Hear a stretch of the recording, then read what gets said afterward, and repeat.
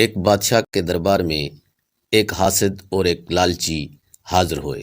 بادشاہ نے کہا، تم میں سے کوئی ایک مانگے، جو بھی مانگنا چاہتا ہے مانگ لے، دوسرے کو میں اس کا دگنا دوں گا۔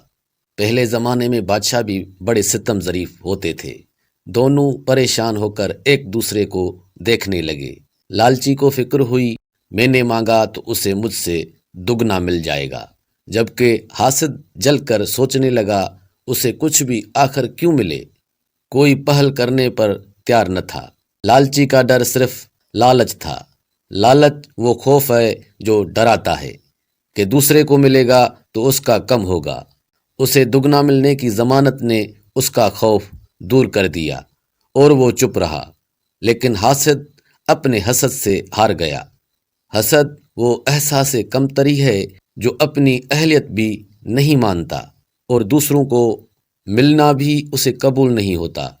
حاسد چپ نہیں رہ سکتا تھا، اس لیے بادشاہ سے مؤدبانہ درخواست کی، بادشاہ سلامت، میری ایک آنکھ نکال دیں۔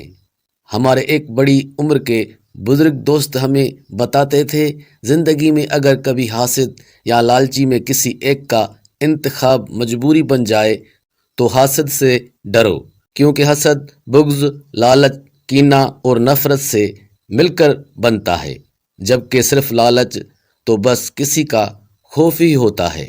دوستو، جب کسی حاسد کا حسد واضح ہو جائے تو اللہ سے اس کے شر پر پناہ مانگے۔ وَمِن شَرِّ حَاسِدٍ اِذَا حَسَدَ، اور حسد کرنے والے کے شر سے جب وہ حسد کرنے لگے، کیونکہ حسد کسی دلیل، کسی اصول کی کسوٹی پر نہیں ہوتا۔ برٹرینڈ رسل کہتا تھا، زندگی میں ناخوشی کی سب سے طاقتور وجہ حسد ہوتی ہے۔ بھائی، جس کی ذات میں جتنا حسد ہوتا ہے اتنا ہی وہ ناخوش رہتا ہے۔ جس نے جتنا حسد سے خود کو نکال لیا اتنا ہی وہ خوشی میں داخل ہو جاتا ہے۔